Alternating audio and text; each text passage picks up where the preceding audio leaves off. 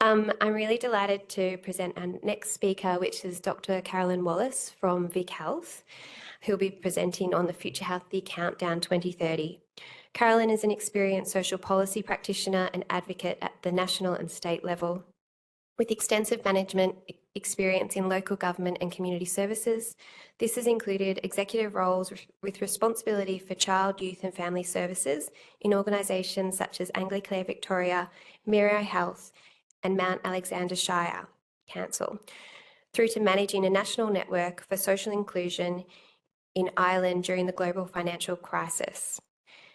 She's currently the Manager of Research and Impact at VicHealth, with a focus on developing and applying public health research to influence policy and practice. Thanks, Carolyn.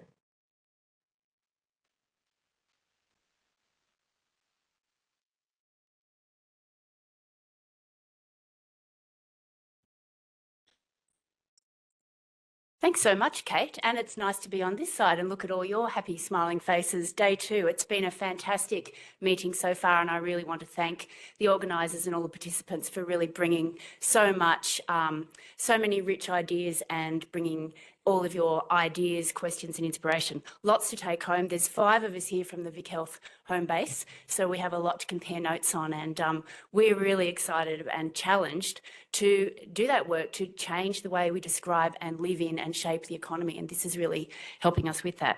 That's not part of my talk, but it just came to me and I wanted to say it.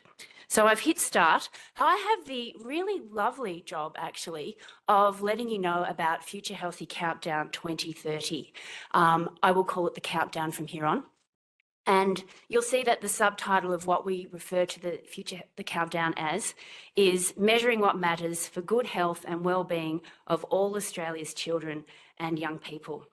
And that's really what I want to fill you in on. So the things I want to cover is who's behind the countdown, why we need it, what we hope it will achieve, a bit of the story so far, and the policy priorities of the countdown and what we've learnt. So take-home message that, let's cut to the chase. When you leave this conversation, somebody came, they told you about Future Healthy Countdown 2030. It's a fantastic way of bringing that policy cut through to understand what we need to do to improve the health and wellbeing of children and young people in Australia. What are some targets and what are some indicators? That's what it is, but I just wanted to get that out as well. So who are we? Well, Kate gave me a lovely intro. Thanks for that, Kate. But I really, the countdown is a partnership between VicHealth, the Murdoch Children's Research Institute, and Eracy, who you've just learnt so much more about. That was a great overview, Ros. I also really want to acknowledge Kate Lysette. She is one of the powerhouses behind Future Healthy Countdown. She's one of the 4 coordinating authors of our first supplement, Props, along with VicHealth CEO Sandro, Sharon Goldfield and Rosemary Calder. So this is very much a joint effort, and I'm the lucky person that just gets to stand here and tell you about it today. So why do we need it? Well, Ros made that case based on what Fiona observed 20 years ago. We're an amazing country. We have so much, and yet there are massive inequalities. You know, not everyone is doing well. The slide I've got there with the image of the different colour codes across Australia, you could call up so many of those. It just show, in this one is a slightly out of date one, I must confess, but it's showing the economic inequalities across Australia, and you could hone in on those. You'd see them at postcode level, you'd see them at LGA level. Those inconsistencies are massive. Those inequalities are real. And as well as that, in some cases, things are actually going backwards across some domains for children and young people. Just the stats I've called out there focus in on mental wellbeing of adolescents. And, you know, things are going back for some groups, and that's not acceptable. As well as that, we see the massive disadvantage for Australia's First Peoples. And I think a lot of what I was reflecting, a lot of what Kate said yesterday, Kate Bradbeer, around the closing the gap, just highlighting that incredible imperative to really focus on those differences. So we need a countdown. What we want to do is find a way to really focus that attention. And we are, building on the great work undertaken by Eracy around focusing on those domains of wellbeing. You'll see, if you can count quickly, there's a seventh one added in there, and that's focusing on environments and sustainable futures.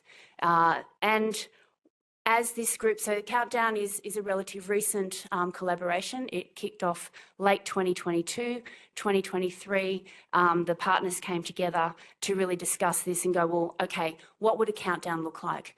Part of the process was to identify the appropriate domains.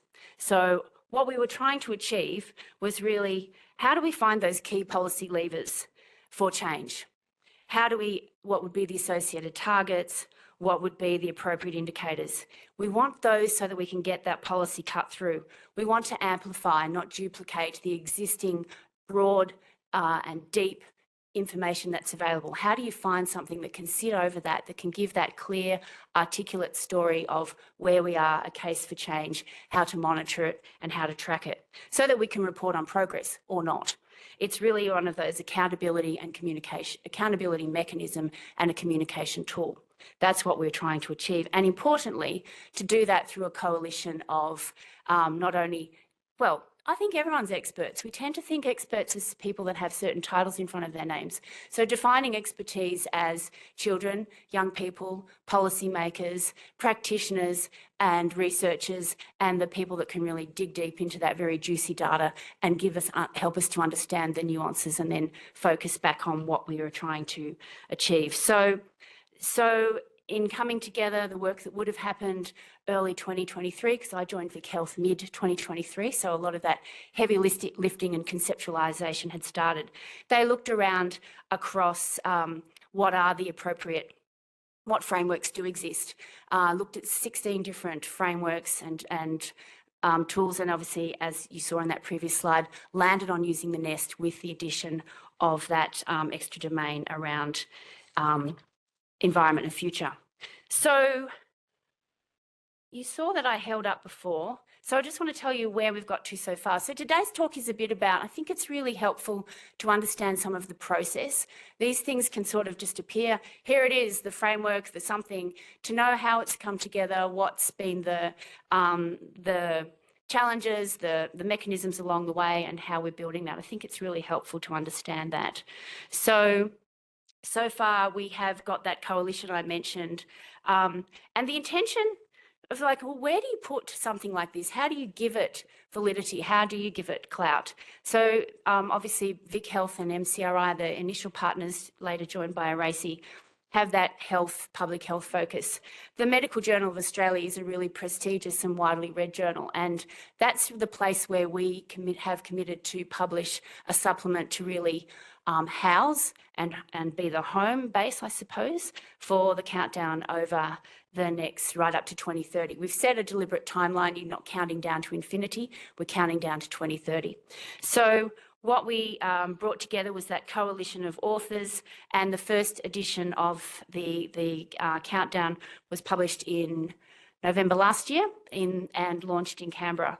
And this, importantly, what it did was it was a scene-setting piece. So the first article described why we need the countdown, why we looked across all the elements, why we landed on these domains. Then there are 7 articles following up, really exploring each of those domains. So state of play, policy options issues, what the data is currently saying, where are their data gaps. So we had a large, 27 authors to wrangle. About 10 of those were under the age of 30. And some closer to that early 20s phase of their career. So young adult participation. And we're working, as you'll see, towards increasing our youth and child participation as we go forward. The launch in Canberra was also a great opportunity to start to pull more people into the fold. And we had an extensive workshop in the afternoon where we tried to go from, well, okay, we've said here are the policy issues, some current data. How do we collapse this into that concise and coherent actual countdown, where for each domain we can say, here's a policy priority, here's the target, and here's the data. It's not easy, is it?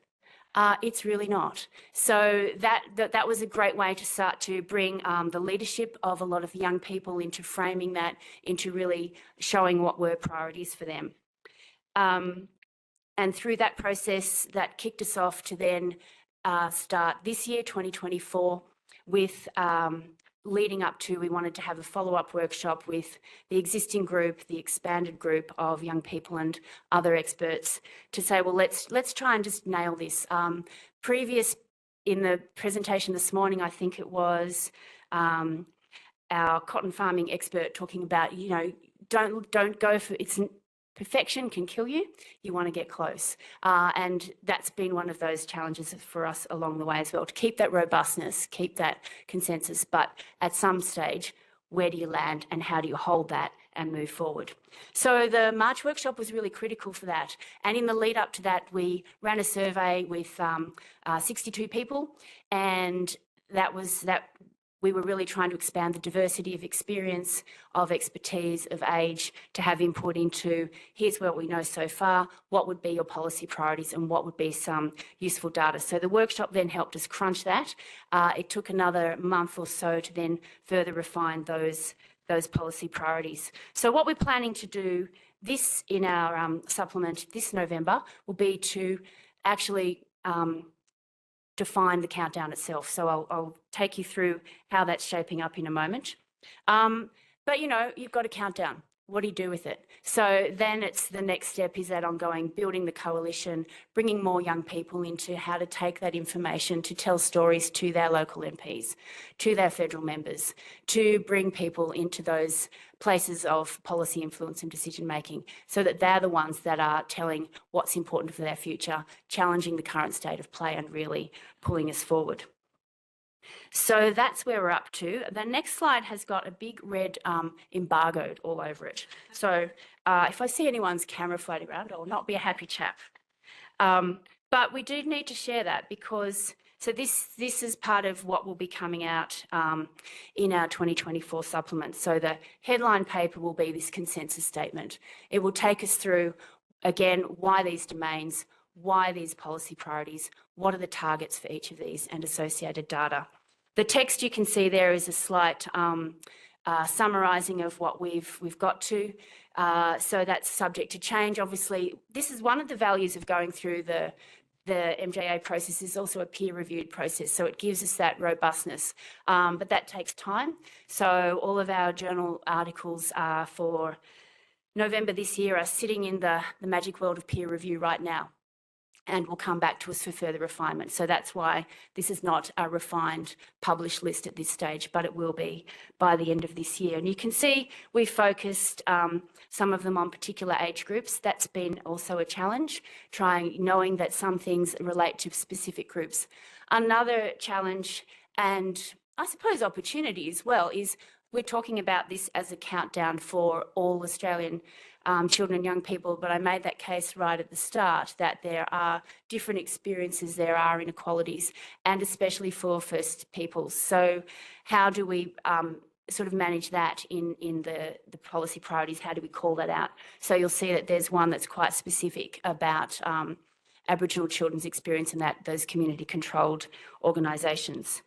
Other things that will be featuring this way of sort of, I guess, teasing out the implications and opportunities that countdown, like acting on these policy priorities, would really enable is our supplement in November will focus on the participation domain. And then each year we'll focus on a different domain as well as a report on the countdown. So in the participation domain will be, there'll be an article looking in on the voting age. What's that got to do with health and wellbeing? Why is that important? An example, a case study of the Victorian Koori Youth Council. So that's an Aboriginal-led paper with a lot of young people's involvement in that one. What does it mean to design healthcare services for better inclusion and participation of young people? What are the health benefits of social and civic participation for young people? And a really interesting one on guidelines for mentally healthy youth participation, because it's all very well to say we need lived experience, but how do we do that well so that it's beneficial? So I'm looking good on my timer, a couple more minutes, Kate. We've learned a lot and we've got lots more to learn. And in fact, I think the dot point at the bottom is really the take-home one for me out of that. And it is a challenge, but again, Chris Cosgrove, I wrote down a quote of his: "Coordination beats chaos." Chaos is inevitable though, and I think you just have to live with that for a little while, because chaos, complexity, that is bringing different voices and experience. It is challenging. I've been challenged during this process and will continue to be, I hope, and hope to just sort of personally grow, but also as a coalition we can grow and expand through that. We have that. It's easy to have a common goal of wanting well-being for all children and young people, but which policy priority? Is it big enough? Is it small enough? Will it get there? Are we overreaching? Are we underreaching? But that doesn't include this. But what about if we did that, but they implemented it the wrong way? Like, these aren't silly questions. These are real problems. And so those are the things we continue to grapple with as we try and provide this way forward, this really, I hope, useful sign of, okay, these things are useful for children and young people. Here's what we could do. Here's how we're tracking, and we're keeping an eye on everyone. Sounds simple, and that's what we're trying to achieve. We've really built some great partnerships with the data, because there are massive data gaps. I could again just quote Kate from yesterday, same kinds of things. A lot of the data are not strength-based, they're deficit-based. There's a lot for us to really, hopefully if, back here in 2030 talking about it, we'll have way more richer data. We'll be really building on other people's narratives and experience. But most importantly, again, quoting from yesterday, someone we've all heard of a few times now, Ken Henry, we need a powerful narrative from young people. And that's what we're aiming to continue to build. We have used the nest, which is framed by children and young people. We've had young people involved in our inaugural supplement. More in this one, continuing to expand that inclusion of voice in young people. And that's really the next piece of work for us, is get the actual countdown published in 2024 and then use it and just let it loose so that children and young people can really take that to work with. So thanks for listening, and it's really great to be here and be part of this panel.